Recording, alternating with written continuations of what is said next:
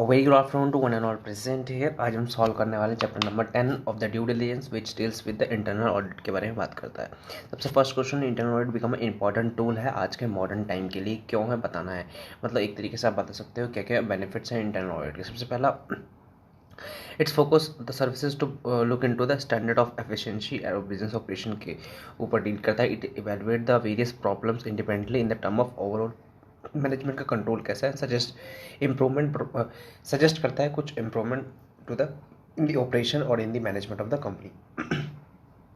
Internal audit is independent appraisal होता है and review होता है एंड इंश्योर करता है कि जो भी मैनेजमेंट इंफॉर्मेशन सिस्टम है मैनेजमेंट में, ऑर्गेनाइजेशन में एंड मैनेजमेंट रिपोर्टिंग है वो प्रॉम्प्टनेस हो और अच्छा इफेक्टिव हो।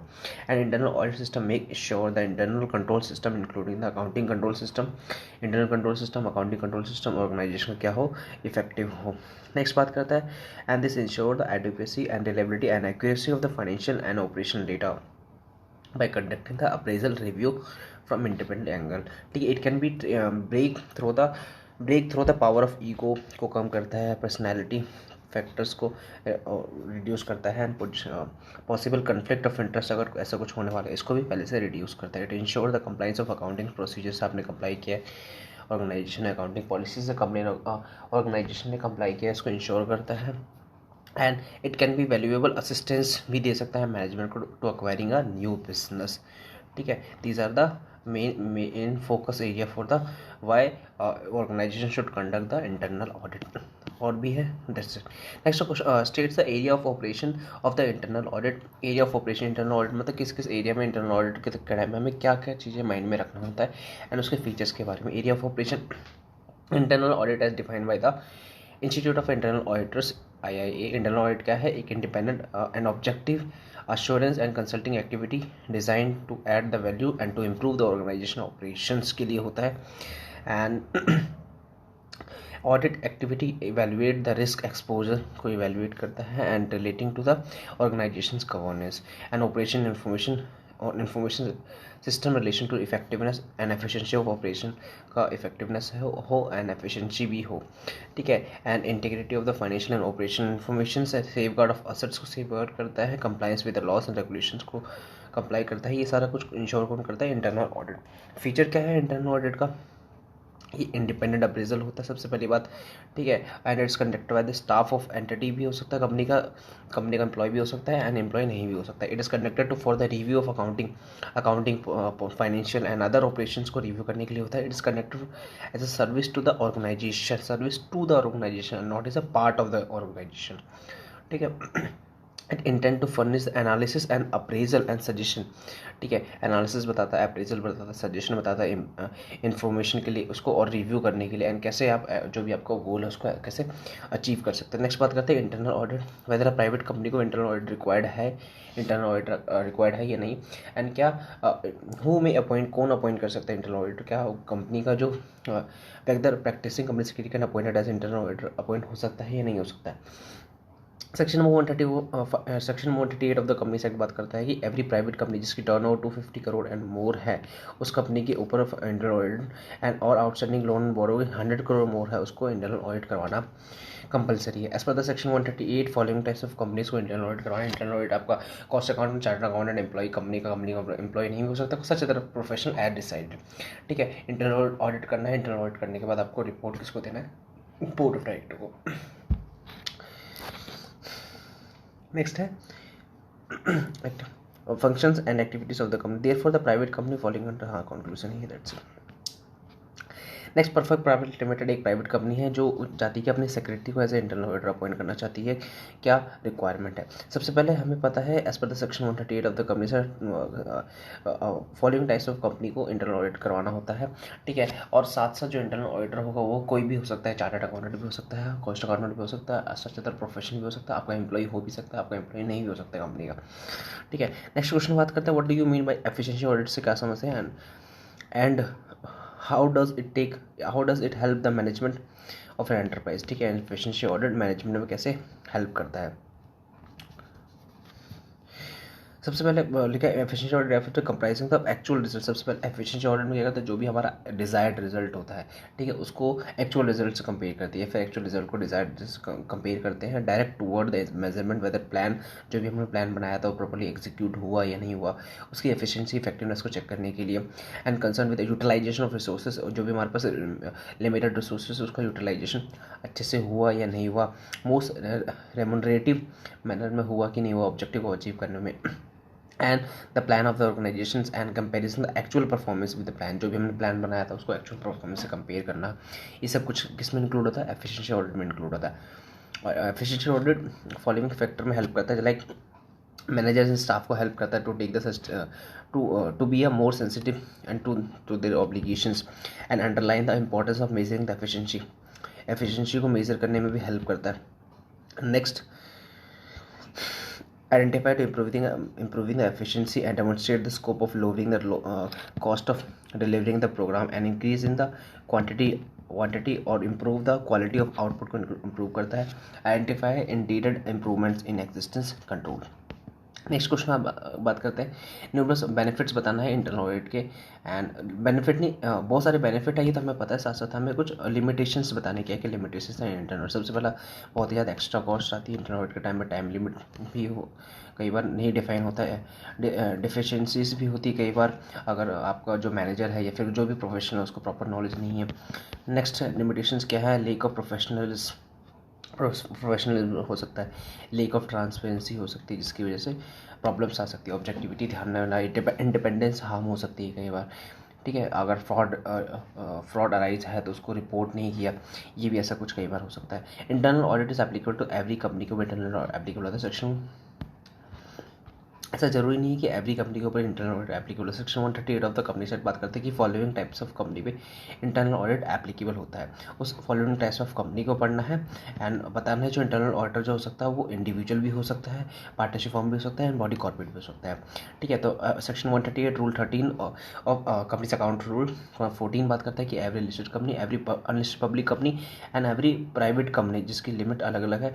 पब्लिक कंपनी में paid share capital 50 crore more, turnover to 50 crore more, outstanding loan and borrowing 100 crore or more and outstanding deposit 25 crore or more। And private company में वही अगर टर्नओवर 200 करोड़ और मोर एंड आउटस्टैंडिंग जो borrowing है वो exceed करती है 100 करोड़ मोर।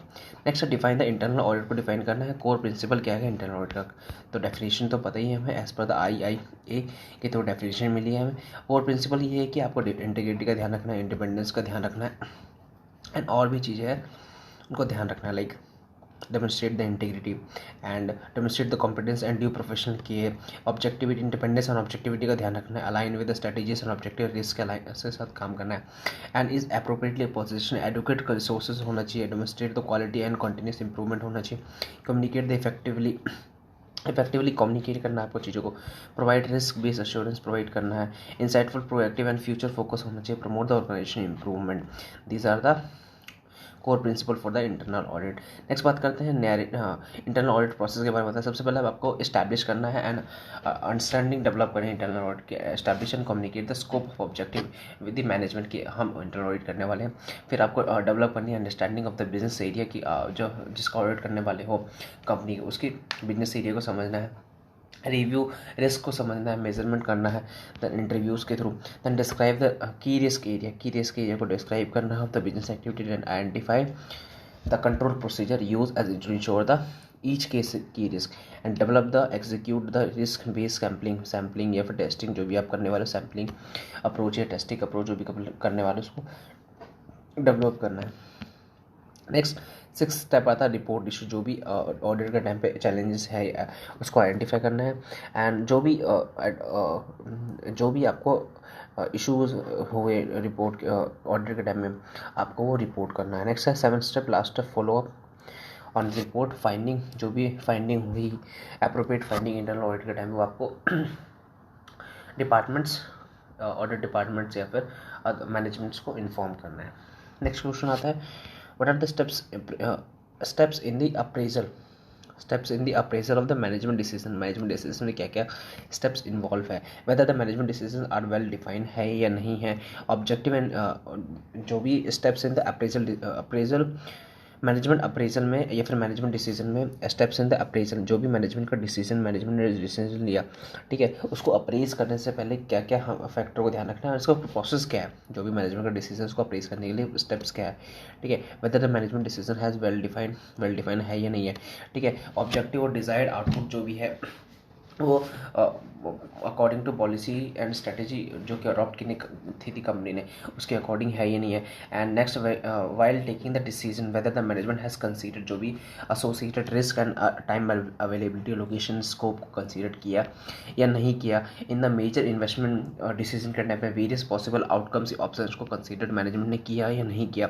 And whether the such potential options are analyse and reviewed in the term of value cost benefit risk analysis, risk and return में के ऑप्शंस में उन्होंने एनालाइज नहीं किया, वेदर द किया या नहीं किया, whether the options are selected after due analysis and due diligence and consensus decision को ध्यान में रखते हुए आपने ऑप्शंस को सेलेक्ट किया या नहीं किया, whether the selected alternative implement किया है आपने एफिशिएंसी के थ्रू या नहीं किया। Ongoing review of the management decision control and evaluation system action need to be monitor करना होता है। नेक्स्ट, राइट और short note of the internal control mechanism, ICM internal control mechanism के ऊपर शॉर्ट नोट लिखना है। Internal audit is a very important constituent of internal control mechanism and it is important to constitute and maintain the audit committee that shall provide assistance to the board of directors in fulfilling their oversight responsibility to the stakeholders relating to the integrity and financial statement and financial report are in reporting process and principles, internal control qualification, मतलब management information system या internal control system में ये चीज़ सारी चीज़ें include होगी। Staffing focus scope performance and efficiency effectiveness of the internal audit function, risk management and compliance with the legal and regulatory and corporate governance requirement. Next, the internal audit should focus toward the improving the internal control structure, जो भी organisation का internal control structure है उसको improve करना भी एक main objective हो जाता है इंटरनल ऑडिट का। And promoting the better corporate governance, the role of the internal auditor focus on the evaluation of efficiency and effectiveness of control को इंटरनल ऑडिट के कुछ रोल्स गिवन है यहाँ पे। रिकमेंड करना new control where the needed और discontinue unnecessary control, using the control framework को use करना, डेवलप करना control self assessment. Next question है, what do you mean by the internal control, सब क्या समझते हैं, ऑब्जेक्टिव क्या है इंटरनल कंट्रोल का। इंटरनल कंट्रोल में भी डिफाइन एज द प्रोसेस होता है जिसमें क्या होता है, डिज़ाइन करते हैं, इंप्लीमेंट करते हैं, मेंटेन करते हैं by those charge with governance management and other personnel to provide the reasonable assurance. एक कंट्रोल होता है जिसमें जो भी कंपनीज के बायलॉज, इन कंपनी के जो भी प्रिंसिपल्स पॉलिसीज़ होते हैं उनको ध्यान में रखते हुए, ठीक है, हम क्या करते हैं, अचीवमेंट जो भी ऑब्जेक्टिव होते हैं प्राइस को उसको अचीव करते हैं। एंड इफेक्टिवनेस एंड एफिशिएंसी का भी ध्यान रखना होता है। And safeguarding the assets and compliance with applicable laws and regulation कर रहे हैं नहीं कर रहे हैं, ये सारा कुछ किसमें देखते हैं हम, इंटरनल कंट्रोल में चेक करते हैं। ऑब्जेक्टिव का इंटरनल कंट्रोल इंश्योर करता है कि जो भी हम ट्रांजैक्शन एक्सिक्यूट कर रहे हो वो मैनेजमेंट के जनरल एंड स्पेसिफिक ऑथराइजेशन के अकॉर्डिंग हो रहा है, ठीक है। इंश्योर करता है कि असेट्स जो भी कंपनी के हैं वो एक्सेस प्रोटेक्टेड है, अनऑथराइज एक्सेस असेट्स का नहीं हो रहा है, ठीक है, अनऑथराइज एक्सेस या फिर अनऑथराइज डिस्पोजिशन नहीं हो रहा है। मेक श्योर करते हैं कि जो अप्रोप्रिएट एक्शन हमने लिए हैं in regarding the differences between the assets, जो भी असेट्स आपने रिकॉर्ड किया था as compare with the existing assets, ठीक है, अगर कोई डिफरेंसेस है तो उसके लिए आपने प्रॉपर एक्शन लिए हैं। नेक्स्ट क्वेश्चन आता है, the light of the given statement what are the points of secondary auditor should document his evaluation and conclusion in respect, ठीक है, मतलब internal audit function, internal auditor जब भी सेकेंडरी ऑडिटर जब भी इंटरनल ऑडिटर को रिपोर्ट को ध्यान में कंसीडर करेगा तो उस रिपोर्ट को कंसीडर करते टाइम इंटरनल ऑडिट की रिपोर्ट को कंसीडर करते time by the secondary auditor क्या क्या पॉइंट्स है जिसको ध्यान में रखना है, ध्यान में रखते हुए ही सेकेंडरी ऑडिटर को इंटरनल ऑडिट की रिपोर्ट को कंसीडर करना है। स्कोप ऑफ ऑडिट फंक्शन क्या है, टेक्निकल कॉम्पिटेंस ऑर्गेनाइजेशन का कैसा है, ड्यू प्रोफेशनल केयर उस टाइम लिया गया था या नहीं लिया गया था, मॉनिटरिंग इंटरनल कंट्रोल कैसा है, review of operation and activities को ध्यान में रखना है कि किस तरीके से आपने रिव्यू किया है, effectiveness and efficiency financial non financial areas का, and review of the compliance with the laws and regulations को ध्यान में रखना है, रिस्क मैनेजमेंट को भी ध्यान में रखना है। ये कुछ फैक्टर हैं जिसको ध्यान में रखते हुए ही सेक्रेटरी ऑडिटर इंटरनल ऑडिट की रिपोर्ट को कंसीडर करें। Discuss the 4 technique of internal auditor के 4 टेक्निक्स के बारे में बताना है, मतलब टेक्निक ऑफ इंटरनल ऑडिट के बारे में बताना है। सबसे पहला रिव्यू ऑफ ऑपरेटिंग एनवायरनमेंट को रिव्यू करो, क्वालिटीज़ क्वांटिटी लीडरशिप एंड जो भी बोर्ड स्ट्रक्चर है उसको समझो। रिव्यू द कंट्रोल को रिव्यू करो। टेस्ट कंट्रोल देना आता है, accounts detail. These are the 4 technique for the internal audit. Next question, what are the core principle of internal audit के कोर प्रिंसिपल्स के बारे में सबसे पहले इंटरनल ऑडिट को डिफाइन किया है। उसके बाद इंटीग्रिटी का ध्यान रखना है, कंपटीशन प्रोफेशनल केयर का ध्यान रखना है, इंडिपेंडेंट ऑब्जेक्टिविटी का ध्यान रखना है, align the strategies objective and risk of the organisation का साथ अलाइन होना चाहिए, क्वालिटी एंड कॉन्टिन्यूस इंप्रूवमेंट होना चाहिए, communicate the effectively and provide the risk based assurance provide करना है हमें, ठीक है, and insightful proactive and future focus होना चाहिए, promote the organisation improvement. These are the principles of the internal audit. Next कहता है what clarity the internal audits manual provide about the organisation. जो भी इंटरनल ऑडिटर का जो manual होगा क्या क्लैरिटी प्रोवाइड करता है, मतलब हमें क्या ऐसा कुछ मिलने वाला है इंटरनल ऑडिट करने के बाद, ठीक है। The internal audit manual terms of reference, जो भी internal audit terms should provide the clarity about the strategy and objective of the organisation, role and responsibility within the organisation, क्या role and responsibility है, scope of work क्या है organisation का, accountability toward the audit committee क्या है, reporting line for the line of management purposes, accessibility to the board and audit committee, and unfettered access to all the information people and record across। ये कुछ चीज़ें आपको पता चलती है कि जब हम ऑडिट मैनुअल समझते हैं आपके ऑर्गेनाइजेशन में। That's it for this chapter.